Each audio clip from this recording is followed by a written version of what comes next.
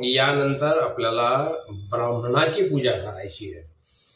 गणेश चतुर्थीच्या दिवशी आपला गणपती आपणच बसवला असला तरी सुद्धा ब्राह्मणाच्या नावाने विडा नारळ महादक्षिणा काढून ठेवायची। त्यावर गंध अक्षदा फुलं व्हावे आणि म्हणायचे नमस्वतंताय सहस्रमूर्तये सहस्रपाद क्षी शिरोरू बाहवे सहस्रनामने पुरुषाय शाश्वते सहस्रकोटी युगधारणे नमः। नंतर ते ब्राह्मणाला नेऊन द्यायचंय। पूजा सांगण्यासाठी ब्राह्मण आले असल्यास त्याची सन्मानाने पूजा करावी। त्यांच्या हातावर गंध अक्षदा फूल विडा व महादक्षिणा देऊन उदक सोडायचं।